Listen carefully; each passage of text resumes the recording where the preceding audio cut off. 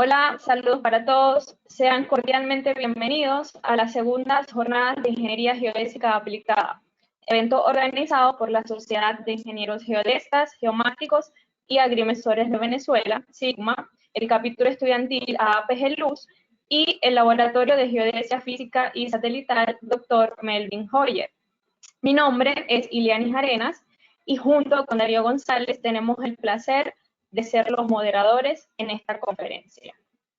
Durante las jornadas estaremos presentando 10 conferencias a realizarse todos los viernes y sábados, desde hoy hasta el 29 de octubre de 2022, en donde abordaremos temas relacionados a la ingeniería geodésica aplicada en diversas áreas, tales como hidrografía, geodesia física, geodesia global, geodesia forense, sensores remotos y tecnologías geoespaciales. En nombre de todo el comité organizador de este evento, quiero agradecer a todas las personas que se encuentran conectadas a esta conferencia, que se titula Nivelación GNSS y el control vertical en USA, y será dictada por el ingeniero Hermógenes Suárez. El ingeniero Suárez es ingeniero geodesta, egresado de la Universidad del Zulia, con estudios de posgrado en Gerencia de Estudios Integrados, GIS y Data Sciences. Actualmente trabaja para OXI, donde es el líder del equipo de geomática y sensores remotos.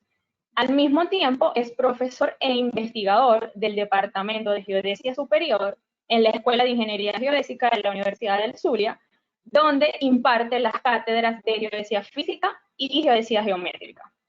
En el contexto de Geodesia Física, ha participado en diferentes proyectos de investigación y además participó en el desarrollo del modelo geoidal combinado para Venezuela en 2004. El ingeniero Suárez también es fundador y presidente de SIGMA. Para toda nuestra audiencia, las preguntas o comentarios que surjan pueden ser escritas a través de la sección de preguntas y serán atendidas una vez finalizada la presentación. No me queda más que dejarle la palabra y darle la más cordial bienvenida al ingeniero Suárez. Gracias, Iliani, gracias por tu presentación. Buenos días a todos, buenos días a toda la audiencia que el día de hoy nos acompañan. Para mí es un placer poder traerles esta charla. Espero que la disfruten, que la aprovechen. Haré mi mayor esfuerzo para que sea amena y digerible.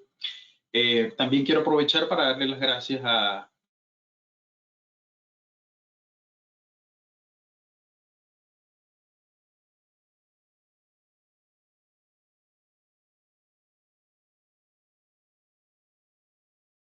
Melvin Hoyer por participar y coordinar toda esta actividad.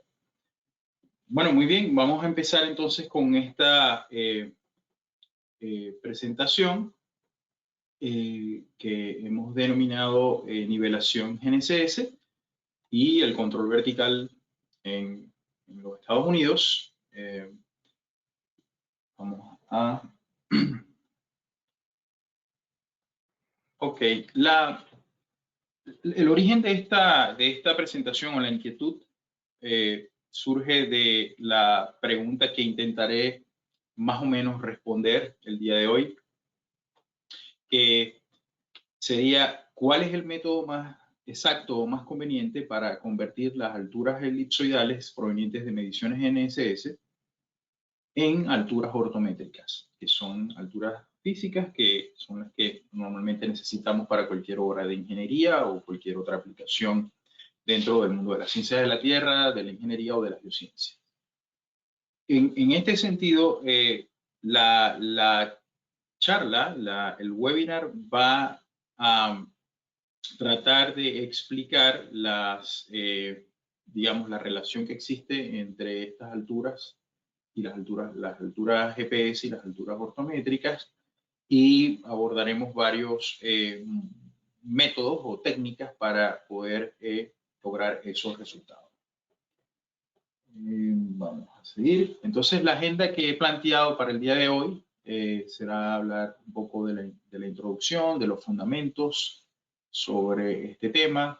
Hablaremos también de la relación entre las alturas elipsoidales y las alturas ortométricas. Describiremos los métodos que queremos examinar a modo general, los métodos para hacer la conversión de las alturas elipsoidales hacia alturas ortométricas. También, como parte del set de datos que hemos seleccionado, hablaremos entonces a grosso modo de lo que son las mediciones GPS sobre benchmark o BMs, que son puntos provenientes de la red de nivelación de primer orden. También describiremos a rasgos generales los diferentes modelos geoidales que fueron considerados en este trabajo. Y seguidamente entonces explicaremos en qué consistió el procesamiento de los datos, haremos unos análisis estadísticos de los resultados y también haremos algunas comparaciones para poder así de esta forma llegar a algunas recomendaciones. Entonces, quizás esto es lo más, lo que queremos entonces, por donde queremos arrancar y que todo el público lo tenga lo más claro posible. Como ustedes saben, las alturas ortométricas, que son las alturas convencionales con las que nosotros ejecutamos cualquier obra de ingeniería o cualquier trabajo, estas están referidas normalmente, así se le dice en el argot técnico, se le dicen, están referidas al nivel medio del mar. Como ustedes saben, el nivel medio del mar es algo que no es estático, cambia, dinámico, y además esto no es lo definimos como el nivel cero, vamos a decirlo así, para un contexto, en este caso un país. Entonces, las alturas ortométricas, como ustedes saben, normalmente han sido establecidas a través de redes de nivelación, por nivelación clásica, de primer orden. Se podría decir que estas redes son muy precisas y se ejecutan con instrumentos de altísima precisión. Y, como les decía, se refieren o están referidas debidamente una vez que estas elevaciones son corregidas por los efectos gravitacionales, pueden entonces considerarse alturas ortométricas, y las voy aquí a describir en esta gráfica. Entonces, si nos imaginamos que estamos en el punto P, aquí en la topografía, en esta montaña, hablaríamos de una altura ortométrica a aquella distancia que nos separa del geoide. El geoide es una superficie equipotencial, es decir, donde el potencial gravitacional es constante y que no es algo, además es dinámico, fluctúa en el tiempo, depende de las masas, de la densidad. Y otra característica que tienen las alturas ortométricas, que es importante señalar, es que son una curva, realmente no es una línea recta. Se podría decir que son ortogonales al geoide o a cada superficie equipotencial, por así decirlo. Por tanto, eso genera una curva que también es conocida como la línea de la plomada. Entonces, considerando esto, que es un factor clave acá, por tanto, no podemos decir que es una línea recta, y esto es lo que más adelante veremos que tiene sus consecuencias. Por otro lado, tenemos las alturas elipsoidales en rojo. Aquí, las alturas elipsoidales serían entonces las alturas medidas a partir de la superficie del elipsoide, que es una superficie matemática o geométrica, y que esta distancia que separa el punto de interés y al elipsoide es lo que nosotros conocemos como altura elipsoidal. Esta altura es una recta, una línea ortogonal al elipsoide en ese punto, o normal al elipsoide en ese punto. Y la altura geoidal, que vendría siendo este segmento acá, es el segmento que separa, y esto es importante señalarlo, que separa o mide la distancia de separación que existe entre el elipsoide y la superficie geoidal. Por lo tanto, N no está, fíjense que en este caso N es la continuidad de la línea de la altura elipsoidal proyectándose hacia el geoide. Entonces, también quiero aclarar lo siguiente para que usemos la siguiente terminología. Cuando yo me refiero a geoide, entonces me estoy refiriendo a esta superficie azul que está por acá. Y cuando nos refiramos a un modelo geoidal, nos estamos refiriendo a estos valores de n que están acá, que vienen siendo como el relleno o el área que separa al geoide del elipsoide. Entonces son dos cosas distintas, la superficie geoidal y el modelo geoidal. También es importante destacar acá que cada modelo geoidal está de alguna forma, cuando digo modelo me refiero a estos valores de n, dado que es la relación directa entre un elipsoide y un geoide, no se pueden generalizar, es decir, está amarrada a ese elipsoide y a ese geoide únicamente. Entonces, eso hay que tenerlo en cuenta siempre porque es una fuente de error en nuestros cálculos. Debido a esta curvatura que tenemos acá, es que no podemos decir que la altura ortométrica es exactamente igual a la altura elipsoidal menos la altura geoidal. Esta ecuación es más o menos precisa siempre que ahí consideremos estas variaciones de las que estamos hablando aquí. ¿Cuándo esto puede ser igual? Bueno, sería igual en algunas excepciones, casos excepcionales, y cuando digo igual, exactamente igual. Por ejemplo, tendríamos que pensar en una superficie elipsoidal que coincida con un geoide en ese momento que sea totalmente paralelo. O sea, que la superficie geoidal sea paralela a la superficie del elipsoide y solo así podríamos considerar que habrá una igualdad total. Pero bueno, esos son casos muy excepcionales que difícilmente lo podemos predecir. Muy bien. Dicho esto, entonces quiero volver aquí a recalcar el tema de las consideraciones. Recuerden que entonces la altura ortométrica es una curva y por tanto no es paralela ni a h ni a n. El geoide y el elipsoide no siempre son paralelos entre sí, lo cual también causan este efecto. Y los valores de n y h, me refiero a la altura ortométrica y la altura elipsoidal, deben estar referidas siempre al mismo elipsoide y al mismo potencial de gravedad de referencia o nivel de potencial de gravedad. Por ejemplo, esta superficie geoidal está definida por un potencial de gravedad específico. Muy bien, seguimos entonces. En el siguiente, aquí lo que vamos es a tratar de introducir los métodos que normalmente se usan para convertir aquellas alturas elipsoidales provenientes de GPS a alturas ortométricas, que son las que realmente necesitamos. Como ya decía en principio, son las alturas físicas que necesitamos para ejecutar proyectos de ingeniería o cualquier trabajo de ciencias de la Tierra.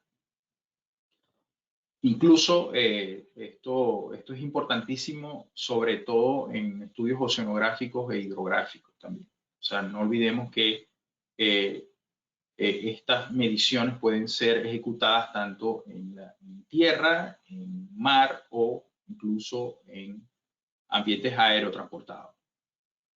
Muy bien, entonces podríamos hablar de tres tipos de métodos.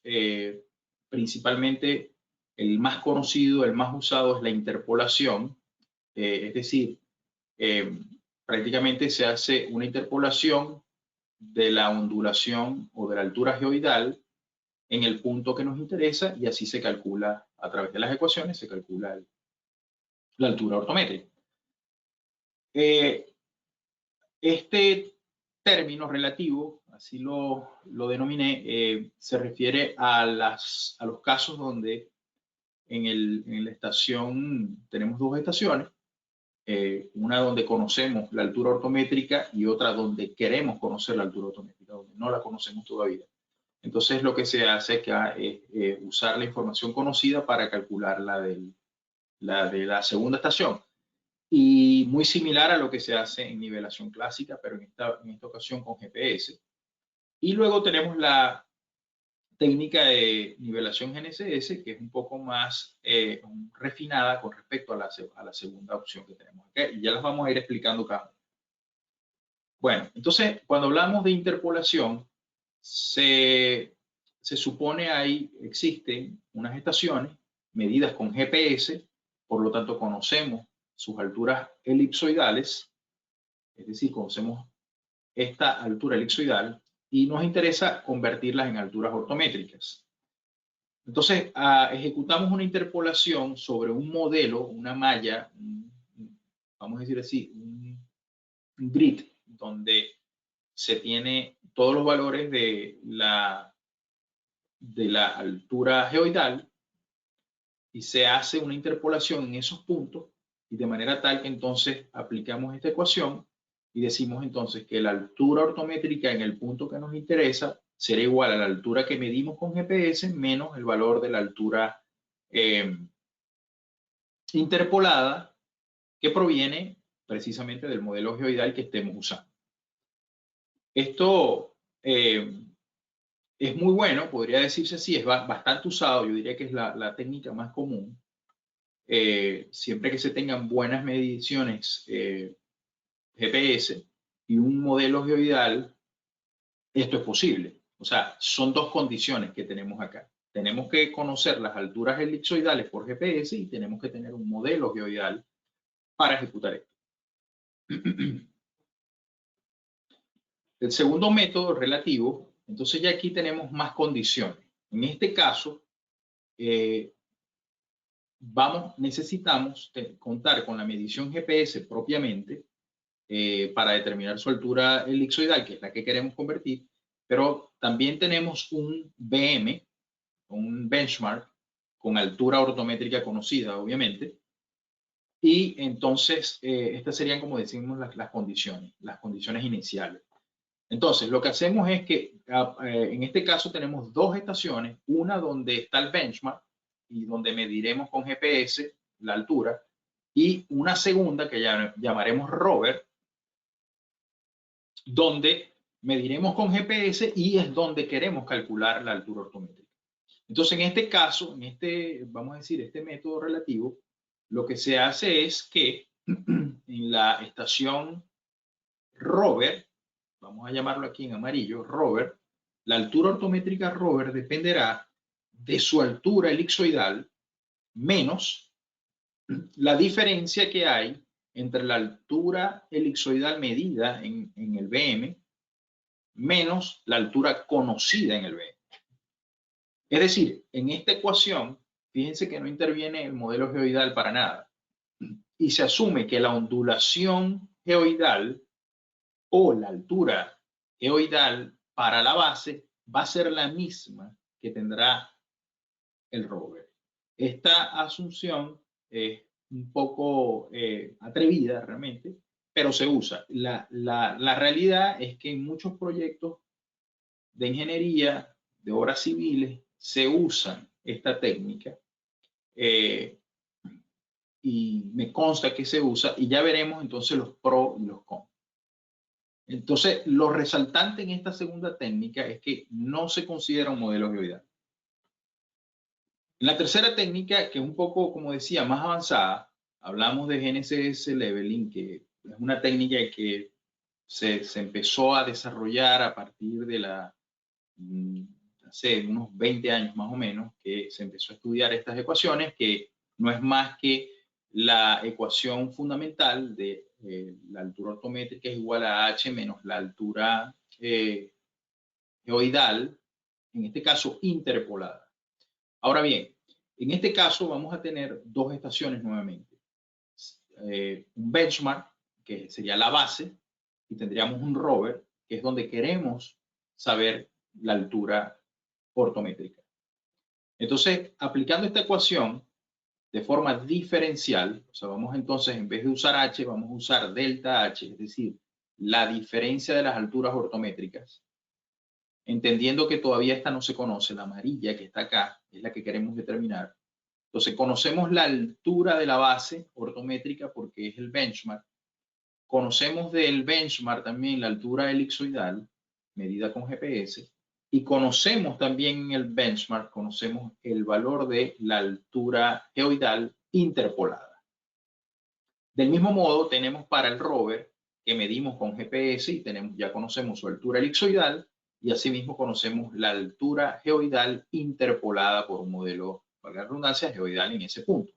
De esta forma, aplicando todos estos valores, se puede despejar HR, es decir, la altura ortométrica en el rover, y así de esta forma se calcula el valor de la altura ortométrica en el rover con mucha más precisión, considerando que estamos de alguna forma en estas ecuaciones se están eliminando sobre todo errores de tipo sistemático que puede haber tanto en las alturas elipsoidales como en las alturas geoidales propiamente. Repito, con estas ecuaciones diferenciales, lo que estamos es, de algún modo, eliminando errores sistemáticos que puedan estar, ya sea en el modo de medición GPS o provenientes del modelo geoidal. Y al final, entonces, estamos usando el valor de la altura ortométrica de la base para corregir todos esos efectos. Muy bien, entonces, en el siguiente vamos a hablar de lo que es la red de nivelación de primer orden, bueno, de primer, segundo y tercer orden en los Estados Unidos. Como ven aquí en este mapa, arriba de los Estados Unidos, que por cierto no está en este estudio, no consideramos Alaska, ni Puerto Rico, ni el resto de las islas, solo nos concentramos en la zona continental. Y aquí tenemos toda la red, es bastante densa, de puntos con alturas conocidas por nivelación o por diferentes métodos de nivelación. Y en Estados Unidos, el National Geodetic Survey, desde hace más de 10 años, un poco más, sí, un poco más de 10 años, viene realizando un esfuerzo conjunto entre las agencias federales, estatales y además la empresa privada para medir de forma estandarizada los BMs del país. Con esto, cuando digo medir los BMs, me refiero a medir con GPS los BMs del país. Esto ha llevado que hoy día tengamos más de alrededor de unos 32.000, 35.000 puntos benchmark medidos con GPS en los Estados Unidos. Entonces, para este estudio, para este análisis, lo que hicimos fue de esos 32.000 puntos donde se conoce la altura GPS con muchísima precisión y siguiendo unos procedimientos y unos estándares, se seleccionaron de esa muestra, seleccioné aquellos puntos con las mejores condiciones de exactitud. ¿Qué quiero decir? Bueno, orden 1, tanto en GPS como en altura ortométrica, que además estuvieran recientemente visitados, que aún existieran. Segundo, que estos puntos estuviesen en el monumento como tal, estuviesen en condiciones idóneas. Y tercero, que además gozara el monumento, tuviese estabilidad en el tiempo. Entonces, de todo ese filtraje, seleccionamos al final unos 640 puntos y no hubo una selección por densidad o por cercanía o por distancia. Simplemente se seleccionaron todos aquellos que cumplían el criterio de calidad y exactitud, tanto para GPS como para el valor de la altura ortométrica. De tal modo que en estas estaciones que están aquí en azul, así son las 640 estaciones que se seleccionaron. Y aquí tenemos un zoom, esto es en el estado de Colorado, donde podemos ver la densidad de puntos de la renivelación y en azul aquellos puntos que han sido medidos con GPS por alguna u otra razón. Recuerden que esto, como les decía, es un esfuerzo coordinado entre diferentes instituciones y empresas que proveen y alimentan esta base de datos de GPS sobre benchmarks. para que tengan una idea, aquí les voy a dar una muestra de lo que son estos puntos. Entonces, estos puntos están en una base de datos del National Geodetic Survey y aquí podrán ver las coordenadas geodésicas, latitud, longitud. También podrán ver las coordenadas cartesianas tridimensionales, podrán ver las alturas geoidal, todos los valores, altura ortométrica, es decir, toda la información que necesitamos y además también descripción sobre los atributos, es decir, cuál es el orden, cuál es la calidad, etc. Entonces, generamos una lista de 640 puntos para este estudio. Todas las latitudes y longitudes están referidas al NAT 83-2011, cuyo elipsoide de referencia es el Jerez 80, como decía, GPS de orden A, de primer orden, y los BM, repito, son mediciones GPS sobre estos BM, están referidos al National, perdón, al North American Vertical Datum del 1988, que son de primer orden también, alturas ortométricas de primer orden, y como dice aquí, de muy alta exactitud. Entonces, lo importante acá es que resaltemos es que todos estos puntos están referidos al mismo elipsoide, valga la redundancia, y eso nos permite hacer unos análisis con respecto a los modelos geoidales que ya vamos a ver. El datum NAT vertical de los Estados Unidos está referido a una estación, a un punto de referencia que se encuentra en una de las costas de Canadá y es lo que, perdón, materializa el punto de referencia para todo lo que es la red de nivelación de primer orden y define el marco del NAT vertical del datum del 88. Bueno, entonces este es el otro set de datos que vamos a incluir en el estudio, que serían los modelos geoidales que nosotros vamos a considerar en esa área para hacer las comparaciones y los estudios. Entonces, como verán, estoy incluyendo al EGM96, que es un modelo geoidal global de resolución baja. Por supuesto, la fecha indica que ya tiene sus años. Esta es la exactitud, más o menos, de 30 centímetros. Estas son las referencias. Está asociado al WG84, al datum, al elipsoide WG84. Y además tiene su propio, vamos a decir así, referencia de gravedad, de potencial de gravedad definida por el WG84. Lo mismo sucede con el 2008, la versión 2008 mejorada, aumentó su resolución también de carácter global, su resolución espacial, ya la exactitud es mucho mejor, también referido al WG84. El 2020, hasta donde pude chequear hace un mes, no había sido, aunque ya se desarrolló, no ha sido publicado. Por tanto, no fue considerado en este estudio. ¿Y por qué? Bueno, queríamos incluir los modelos globales porque sabemos y estamos seguros que en muchos países, sobre todo en Sudamérica, se pueden aún estar usando. De hecho, hay que considerarlos porque muchos de los datos que todavía nosotros usamos, por ejemplo, habrá gente que trabaja con el SRTM o que trabaja con el ASTER o que trabaja con modelos digitales de elevación. Esos modelos digitales aún están referidos a estos modelos geoidales porque de alguna forma fueron convertidos de elipsoidales a ortométricas. Entonces, por supuesto, usaron un modelo geoidal para hacer esa conversión. Y ya en el contexto más reciente, entonces hemos incluido al modelo geoidal del 2012B, que incluye Estados Unidos, es de 1 minuto de resolución y su exactitud ya es mucho mejor, estamos hablando de casi 2 centímetros. Y como decía, está referido al Jerez 80 en el ámbito elipsoidal y al NAT 88 en su referencia vertical. El más reciente, el que aún todavía seguimos usando, es el GeoIDE 2018 y es en el que vamos a mostrar más detalles hoy.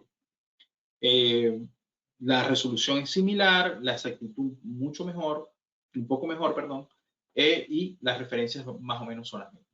Ahora bien, ¿cuál es la diferencia entre estos dos? Bueno, precisamente a partir del año 2010-2012 es cuando se inician estas campañas de mediciones GPS sobre BMs, y esa información ha permitido mejorar sustancialmente la calidad del 2018. O sea, todos esos puntos que se han colectado sobre BMs han sido incorporados en el cómputo, en el cálculo del GEOIDE 2018, y eso es lo que marca la diferencia entre estos dos.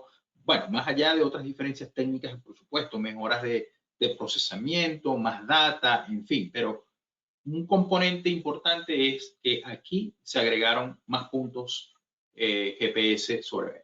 Bueno, una cosa que quiero resaltar es que aquí podemos ver una comparación entre los diferentes modelos geoidales.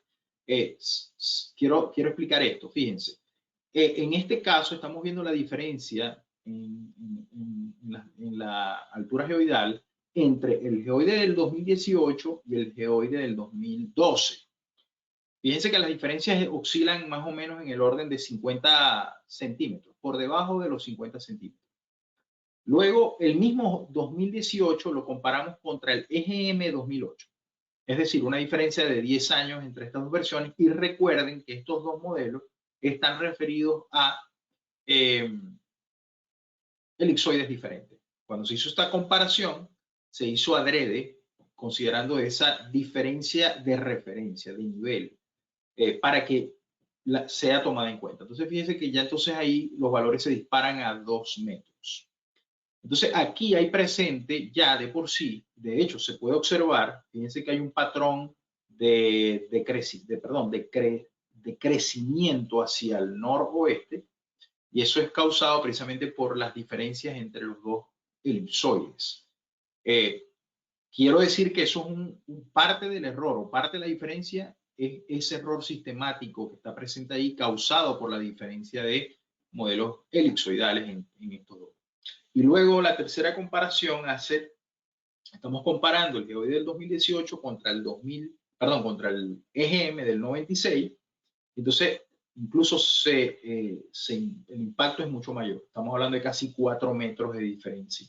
Entonces, ¿por qué esto es importante saberlo? Bueno, si asumimos que el geoide del 2018 sabemos que es muy cercano y es de casi 2 centímetros de exactitud con respecto a las redes de nivelación, ya de por sí sabemos, y es alarmante darse cuenta que si estamos usando datos, no sé, un proyecto sísmico o un modelo digital o un vuelo lidar, lo que sea, que haya sido de alguna forma convertido a alturas ortométricas haciendo uso del modelo EGM 2008 o del EGM 96, sabemos que ya ahí claramente hay por lo menos 3 metros de error en esos datos.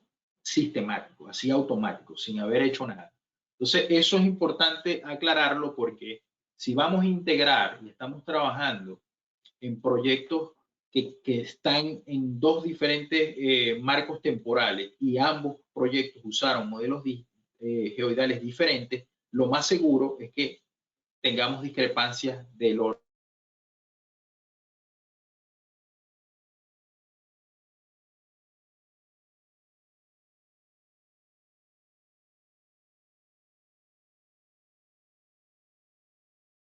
Error.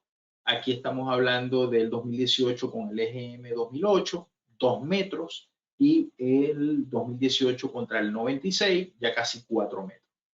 Se duplica, de hecho. Entonces, aquí yo hago esta advertencia. Por favor, no combinen datasets que fueron procesados usando diferentes modelos geoidales. Eso puede causar discrepancias importantes en sus cálculos.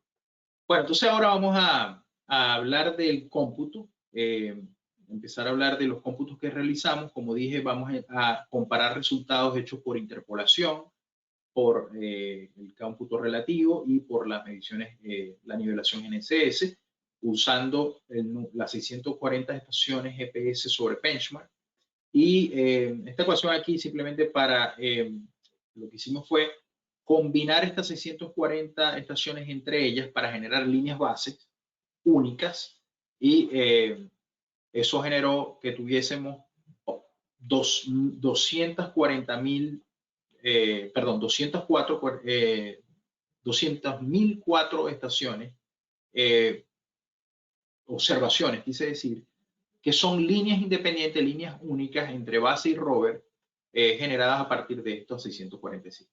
Entonces, en esta muestra tenemos distancias que van desde 9 metros hasta 4,5 millones de metros de distancia.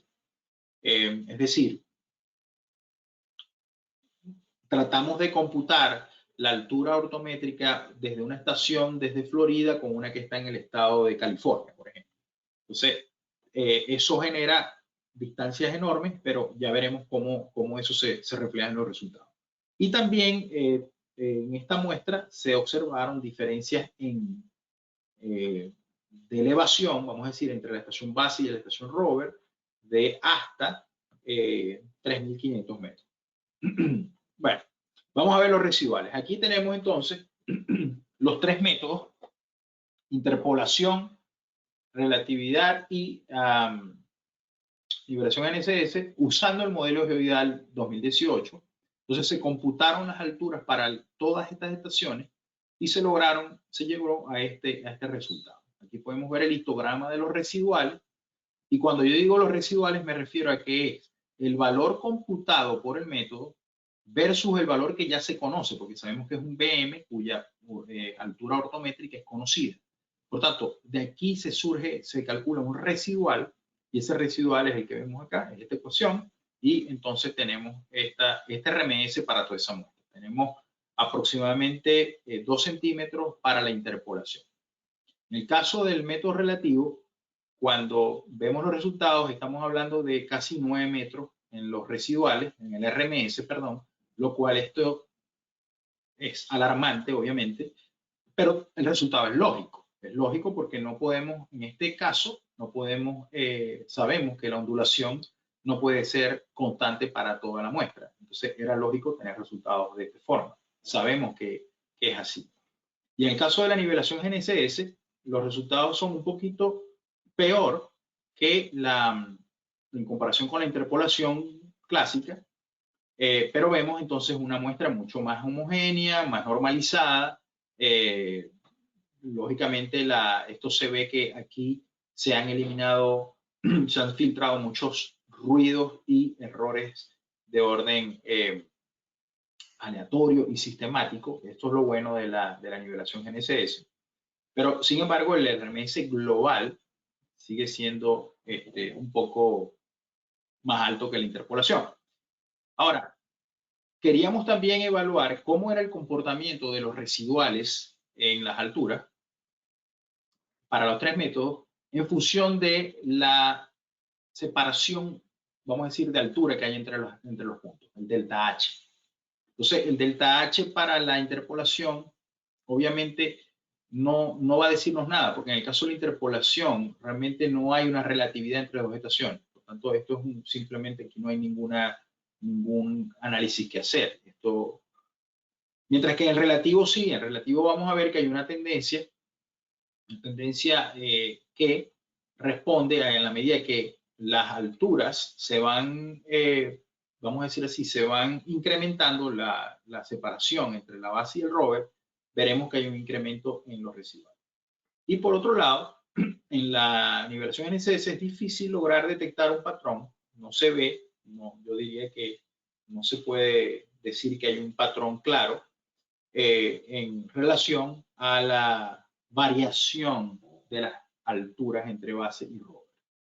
En el siguiente análisis, entonces, vamos a ver las distancias, cómo afectan las distancias en los residuales, y también podemos observar, aquí yo les puse abajo el factor de correlación para ver si eso nos decía algo. Realmente los cómputos nos indican que no hay correlación alguna entre la distancia y los errores, o viceversa, y por tanto, a este nivel, manejando distancias de esta escala, no se logran ver mayores cambios en ese sentido.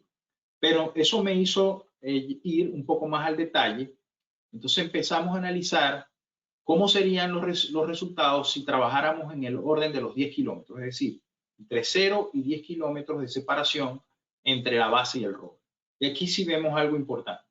Entonces, en el caso de los 10 kilómetros, podemos ver que la roja, la línea roja que representa el RMS de la técnica relativa, obviamente en la medida que la distancia incrementa, el error se incrementa. No hay duda sobre eso. En el caso de la nivelación y por interpolación, los cálculos por interpolación son muy buenos. Empiezan por acá y van poco a poco incluso estabilizándose. O sea, son bastante homogéneos. Y en el caso de la nivelación GNSS, son mejores, de hecho, y llega un punto en que se equilibran o se igualan a los resultados de la interpolación. Entonces, aquí hay algo importante y aquí lo podemos ver más en detalle. Aquí sacamos de la muestra la línea roja, es decir, la nivelación relativa, y ahora vemos nada más la interpolación versus la nivelación GNSS. Y claramente la nivelación GNSS nos dice que si nivelamos y usamos este método entre los 0 metros y los más o menos 7.500 metros o 7.5 kilómetros, los resultados van a ser mucho mejores. Y bueno, entonces aquí vemos que el RMS aquí ya mejora. Por ejemplo, aquí estamos hablando de un RMS de 1 centímetro con 96 milímetros y aquí estamos hablando de 2 centímetros. Entonces, bueno, un poco mejor el performance de la nivelación GNSS en distancia por debajo de los 10 kilómetros. Aquí volvemos a ver más o menos la misma tabla. Vemos todos los modelos geoidales. Acá, los modelos geoidales. Y vemos cómo fueron los resultados de cada una de las técnicas, de los métodos. Interpolación, nivelación GNSS y el método relativo. O sea, lo que veo acá, concluyo de este ejemplo, tratándose de toda la muestra, vemos que la interpolación, en el caso de los modelos antiguos, más viejos, no es mejor que la nivelación GNSS. Y ya lo decía antes, aquí estamos removiendo, con la nivelación GNSS, removemos parte de los errores sistemáticos y aleatorios que se tienen, y por eso va a ser mucho mejor, ya sabiendo de antemano que estos modelos están afectados de algún modo. Y por otro lado, si miramos los modelos más nuevos, entonces la interpolación nos muestra un mejor resultado con respecto a la nivelación GNSS. En el caso de los relativos, casi siempre fueron malos resultados, o sea, estamos hablando de 8 o 10 metros en este caso, ¿no? Estamos hablando de distancias bastante grandes. Ahora bien, en la siguiente, haciendo nuevamente la revisión de cuando trabajamos con distancias menores a 10 kilómetros, aquí la historia cambia totalmente. Todos los resultados favorecen a la nivelación GNSS. O sea, los RMS bajan considerablemente en relación a lo que es la interpolación. Y bueno, y cuando hablamos de relativo, sigue siendo bastante grosero el resultado, bastante grande, los errores bastante grandes. Entonces, se puede ver acá en cada modelo cuál es el aporte que genera cada una de las técnicas. Entonces, aquí podemos ver que decíamos, para los modelos más antiguos, hacer una interpolación no es mejor que hacer una nivelación GNSS. Y yo estoy seguro, o casi seguro, que en el caso de Latinoamérica, probablemente todavía se esté usando el modelo del 98 en muchos casos como modelo global para proyectos de ingeniería. Entonces hay que tener cuidado con esto, porque entonces en estos casos yo creo que lo mejor es usar la nivelación GNSS. Bueno, ya con esto, con este resumen, quiero culminar dándole las siguientes recomendaciones a quienes nos escuchan.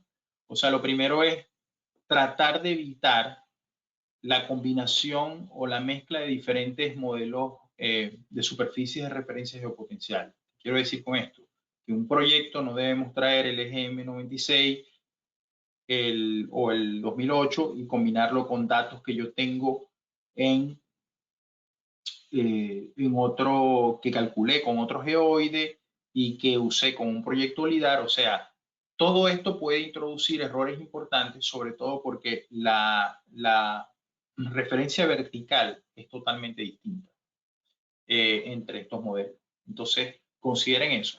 Por ejemplo, en este estudio, quizás no lo mencioné, pero para hacer el cómputo de las residuales con respecto al EGM 96 y a la EGM 2008, todas las alturas que teníamos GPS fueron convertidas a WG84, de manera tal de que pudiese haber consistencia en ese sentido y en esa comparación. Eso lo olvidé mencionar, pero es algo que se debe hacer si se quiere usar un modelo de este tipo, del 96 o 2008. Creo que el uso de de un modelo de la mayor exactitud posible y de la mayor resolución siempre va a ser bueno. Es decir, en cualquier caso, es preferible usar el modelo local de mayor resolución existente en vez de tener que usar algo global. Esto yo creo que es obvio. Y sí, como dice aquí, los modelos locales siempre van a ser mucho mejores y además están casi siempre amarrados muy bien, atados y ajustados hacia la superficie que viene de puntos medidos con GPS. Yo en general recomendaría evitar la aplicación del método relativo. Todos estos resultados demuestran que el método relativo no es el mejor. De hecho, yo diría que no debería usarse, sobre todo en el ámbito de la ingeniería. Y sé que se usa, sé que es una práctica común, que hay que tener mucho cuidado con esto. Lógicamente, la nivelación GNSS, por lo que pudimos ver, yo la recomendaría 100% para cuando se trate de hacer estudios con modelos geoidales globales. Ahí demostramos que todos los errores que vienen asociados y sistemáticos y de orden aleatorio pueden ser modelados de manera más eficiente haciendo uso de la nivelación GNSS. Y por último, la nivelación GNSS mostró resultados mucho más precisos en distancias menores a 10 kilómetros. ¿Qué significa esto? Bueno, para proyectos de esa magnitud, de ese rango, donde realmente queremos reproducir las mejores alturas ortométricas, por ejemplo, un proyecto sísmico, un proyecto de adquisición sísmica podría ser un ejemplo, un proyecto de un levantamiento de un vuelo de LIDAR, por ejemplo. Recomendaría que se use este método más que cualquier otro para todo lo que serían la determinación de alturas por GPS. No tiene que ser, o sea, quiero dejar claro con esto, no siempre se tienen que determinar alturas con GPS, pero en este contexto de la charla estamos hablando de alturas GPS propiamente. Entonces, yo creo que esas serían mis conclusiones sobre esto y yo con esto cierro mi presentación. Le quiero agradecer a todos por su paciencia, por su atención. Quiero aprovechar para agradecerles a Sigma, al LGFS, doctor Melvin Hoyer, al capítulo estudiantil de la AAPG de la Universidad del Zulia, también a mis colegas y compañeros que me ayudaron en este proyecto, especialmente a Anthony Prince, el ingeniero Anthony Prince, la profesora Ilianis Arenas, el ingeniero Darío González, todos ellos colaboraron directamente en este estudio y me tocó a mí hacer la presentación, pero también ellos merecen el agradecimiento. Así que bueno, muchas gracias a todos por su atención y espero que tengan preguntas y ojalá que las pueda responder. Gracias. Excelente tu presentación, Hermógenes. De verdad, muchísimas gracias por haber estado con nosotros. Estuvo demasiado interesante. Todos los aspectos técnicos que resaltaste, de verdad aprendimos muchísimos detalles sobre las diferentes técnicas, diferentes metodologías. Les recuerdo a todos los participantes que pueden realizar sus preguntas en la sección correspondiente en el panel. Sin embargo, ya tenemos varios comentarios, saludos y preguntas para ti en el chat. Entonces, comienzo a leer las preguntas y los comentarios. Por parte de Alejandro Pachana, para el método de interpolación, actualmente, ¿qué modelo geoidal sería el recomendable utilizar? Bueno, hola Alejandro, gracias por la pregunta. Claro, en el contexto americano, como lo pudimos ver aquí de los Estados Unidos, sin duda alguna, el modelo recomendable es el más reciente, el geoide 18, que es el 2018. Obviamente, si la pregunta viene desde Sudamérica o de otra parte, ya no podríamos decir lo mismo, ¿no? Pero en el caso de los Estados Unidos, sí, ese. Y Darío, esa fue la pregunta, ¿no? Sí, y la segunda parte de la pregunta ya fue respondida en tu presentación. Fue referida a la diferencia entre los diferentes modelos. En este caso, él está mostrando la diferencia, quería saber la diferencia entre el EGM96 y el 2008. El EGM 2008. Eso fue respondido con tu presentación. Ok, sí, pero para aclarar, sabemos cuál es la diferencia entre ellos, pero quisiera complementar lo siguiente. Obviamente el 2008 fue mejorado en su momento, una versión mejorada, un recómputo que se hizo sobre la versión anterior, donde se incorporaron estaciones GPS, puntos de GPS, y se incorporó información de las constelaciones de satélites gravitacionales, observaciones de altimetría, de CHAM, de estaciones GPS, y eso permitió, y además más data gravimétrica, permitió que los resultados fuesen mucho más precisos. O sea, básicamente se incorporaron nuevos datos en el modelo 2008 con respecto al 96, lo cual generó una solución mucho más robusta. Excelente.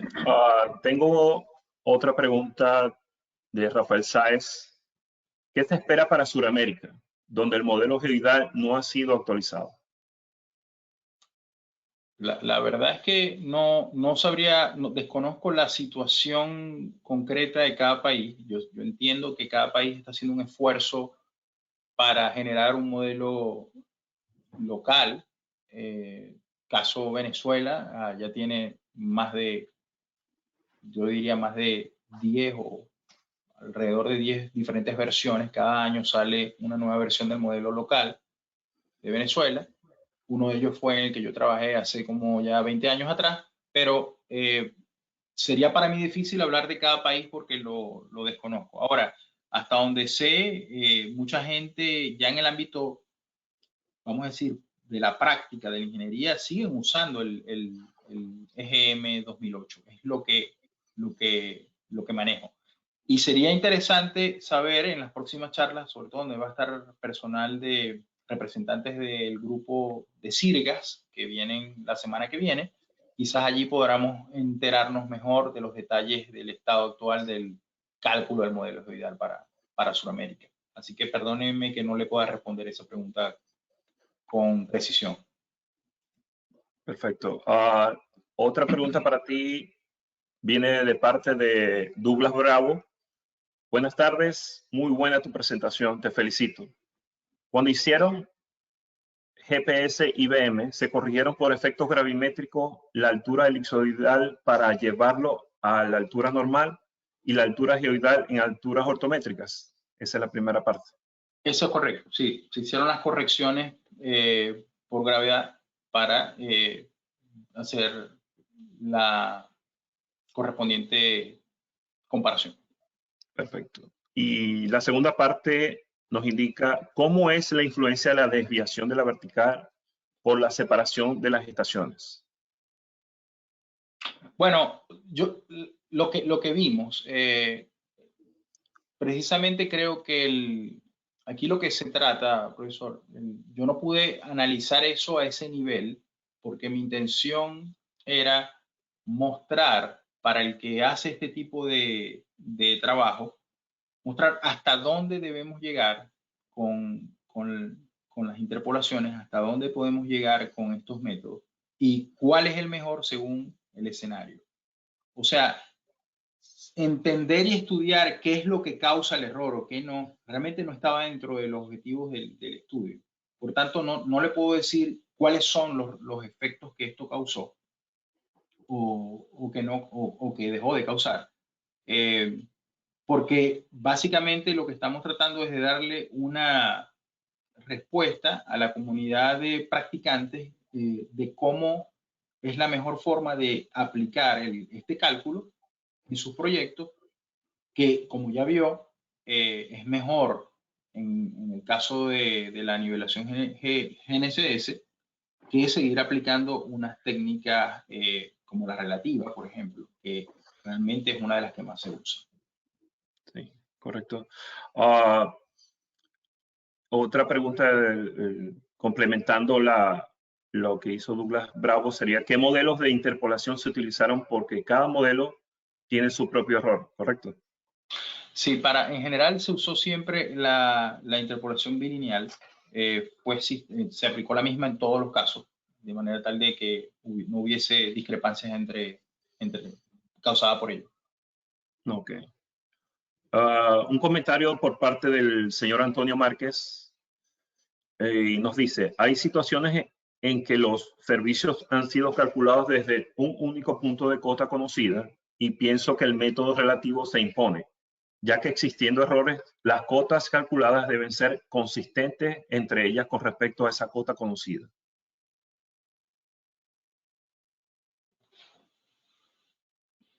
Voy a leer la pregunta. Eso no es una pregunta, es un comentario, ¿no? Sí, un comentario. Bueno, sí, yo mostré aquí los resultados. O sea, yo creo que no respeto la opinión. Por supuesto, siempre hay excepciones, ¿no? En todo caso, aquí estamos presentando unos resultados derivados de más de 204.000 puntos calculados. O sea, es una muestra bastante sólida que permite darnos una idea de cuáles son las mejores prácticas. Ahora bien, que a juro se quiera usar un punto de referencia porque es necesario vincularlo a la zona y se establece como un punto de referencia absoluto sin importar la propagación del error que eso implica, ya es una decisión de cada proyecto, ¿no? O sea, habrán casos de casos. Sí, sí. Tenemos un comentario y a la vez una pregunta por parte del ingeniero Hermes García. Dice, buenas tardes, Hermógenes. Primeramente, felicitaciones siempre por la presentación tan detallada y muy representativa de nuestra formación en la escuela hacia la excelencia.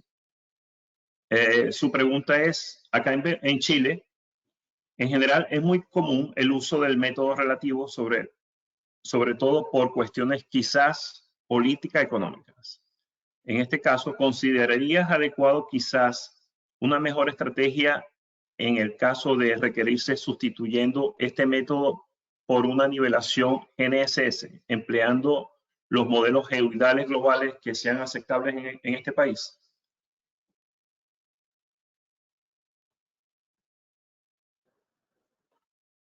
Ok, Darío, voy a leer nuevamente la pregunta porque me pareció larga.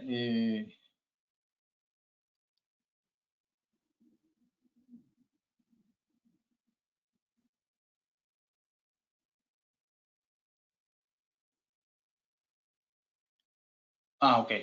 Ok. Está hablando del método relativo con respecto de nivelación GPS. Sí, yo creo que yo veo muy frecuente que se usa el método relativo sin realmente considerar la implicación de lo que eso significa cuando te empiezas a alejar del punto de referencia. O sea, la nivelación siempre va a estar afectada por la separación. De hecho, la nivelación clásica, cuando tú estás nivelando con instrumentos de nivelación, con niveles de precisión, en la medida que te vas, la línea sea más larga, la cadena sea más larga, obviamente tendrás más errores. Entonces, eso es así en casi todas las técnicas, exceptuando en este caso la interpolación, porque la interpolación no depende de otro punto, es un cálculo puntual en la estación. Sí. Aquí quedó claro que los resultados de la nivelación GNSS son superiores al resto. Ahora, que por qué lo hacen o si yo lo desconozco, yo desconozco si son políticas, si son económicas o si son falta de criterio técnico, lo desconozco. Quizás el mensaje que yo quisiera transmitir aquí es que tomen esto en cuenta, hagan sus propias pruebas, sus propios cálculos. Esto no cuesta nada, realmente esto no incrementa para nada el costo de la operación, o sea, en ningún modo. Por tanto, desde el punto de vista económico no le veo razones. Yo creo que es una cuestión de desconocer ciertas tecnologías y que esto está establecido hace más de 20 años, pero ahí culturalmente se ha venido haciendo siempre de la misma forma. Pero en la medida que tú tienes modelos geoidales de mayor resolución, mucho más precisos, tú puedes ahorrar mucho tiempo y dinero. Por ejemplo, en una operación de un proyecto sísmico, hacerlo de una forma o de otra es una gran diferencia económica en un proyecto. Sí, sí, efectivamente. Tengo otra pregunta del Douglas Bravo. ¿Se evaluó la geometría y la disposición de las estaciones para conocer el impacto de cada método? No, lo dije al principio. No se consideró el aspecto de la posición y de la ubicación porque se le dio peso. Para hacer un estudio de este tipo, lo más importante es considerar que las estaciones que estás usando sean lo más confiables posible. Es decir, escogimos, sin importar dónde se ubicara, que fuera el orden A+ y desde ambas perspectivas, tanto desde la altura elipsoidal como desde la altura ortométrica. Se eliminaron y se filtraron todos aquellos puntos que podrían tener sospechas de que fuesen haber sido destruidos o que pudieran haber estado bajo efectos de alguna deformación o que los resultados o que el monumento como tal no estuviera en las condiciones adecuadas como para saber exactamente dónde se debía medir con GPS. Todo eso se filtró y se dejaron la mayor cantidad posible de los puntos que tenían las condiciones ideales para hacer una comparación de este tipo, más allá de su ubicación, más allá de su distancia. Ok. Bueno, tenemos varios comentarios y felicitaciones para ti por parte de Anthony Prince. Muchísimas gracias por la información impecable como siempre, Hermógenes. Felicitaciones. Y por parte de Ángel Romero, ingeniero Hermógenes, muy buena y nutritiva la presentación. De verdad, te felicito. Bueno, gracias a todos por sus comentarios, por sus preguntas preguntas muy interesantes. De hecho, las preguntas que no he podido responder es porque realmente estaban fuera del alcance del estudio, de este esfuerzo, pero profundicemos un poquito más en eso. Son bienvenidas todas esas recomendaciones que, por ejemplo, mencionó el profesor Douglas Bravo. Sería interesante nosotros continuar mirando eso, pero quizás lo que quiero que se entienda es que mi urgencia de presentar unos resultados para darle una respuesta a la comunidad geodésica que sigue sin saber bien cuál de estos métodos es el mejor o cuál es la mejor metodología en función de los requerimientos que tienen. Era importante hacer saber esto y sobre todo alertar de que hay algunas metodologías que no son realmente adecuadas. Perfecto. Yo tengo una pregunta, Hermógenes. ¿Cómo podemos lidiar con el tema del rechazo al cambio? Bueno, como todo, yo creo que al final todo procedimiento nuevo o descubrimiento tecnológico siempre va a tener una etapa se puede decir, de rechazo o de incomprensión. O de adaptación a largo plazo. Sí, puede ser. y es normal, eso lo vimos con GPS en los años 90, lo vimos con RTK después lo vimos con drones, mientras las tecnologías van madurando, pero al final hay algo que es contundente, que es el factor económico. O sea, llega un punto en que las metodologías cuando surgen y se imponen es porque son más económicas al final. Entonces, cuando digamos, encuentras un método que te da los mismos resultados que la interpolación, pero es más económico, por dar un ejemplo, entonces resulta que eso es lo que se va a imponer, ¿no? Y te lo van a imponer, no es que la tendencia es esa, casi siempre ha sido así. O sea, ya no se hacen mediciones digamos, casi no se hacen, porque es más fácil hacerlo con GPS, por ejemplo. ¿Sabes? Claro. La tecnología te va obligando y te va moviendo a adaptarte, y esto es parte de ello. O sea, es normal que la gente lo siga haciendo de la forma que siempre se ha hecho, pero sabiendo ya que existe algo que es mejor, que puede ser más exacto, progresivamente eso se va a ir propagando e imponiendo. Esto de hecho, no es nada nuevo. Esto lo propone en su libro Torge ya hace más de 20 años. Sí. Y también Heiskanen y Morris también lo recomiendan. O sea, no es nada nuevo, está más que estudiado, pero hacía falta mostrar resultados ya aplicados a la realidad para que, digamos, esa teoría pasara a ser ya algo práctico. Y fue mi intención. Sí, correcto. Bueno, no tenemos más preguntas hasta ahora. Hermógenes, ¿alguna otra información adicional que quieras compartir con nuestra audiencia? Bueno, no, finalmente yo sé que esto genera controversia, inquietud y siempre van a venir preguntas. Mi correo está a la orden, el correo de Sigma, pueden escribirme por allí. Lo voy a tratar de poner por el chat, y si tienen más preguntas, comentarios, inquietudes o cualquier cosa que quieran compartir conmigo, lo podrán hacer. Voy a aprovechar y lo voy a escribir por aquí, y se los envío a todos lo más pronto posible, y de esa forma podremos, digamos, cubrir todas aquellas inquietudes que puedan haber surgido y que quedaron por fuera del tintero. Okay, excelente, Hermógenes. Nuevamente, muchísimas gracias por tu tiempo y dedicación a este tipo de actividades. De verdad que excelente. Y todo en el marco de las segundas jornadas de Ingeniería Geodésica Aplicada 2022, que estoy 100% seguro que nos nutren y, por supuesto, nos actualizan como profesionales. Y por ende, entonces, este agradecimiento te lo queremos hacer llegar en nombre de todo el comité organizador a través de este reconocimiento que vemos en pantalla. Gracias, Darío.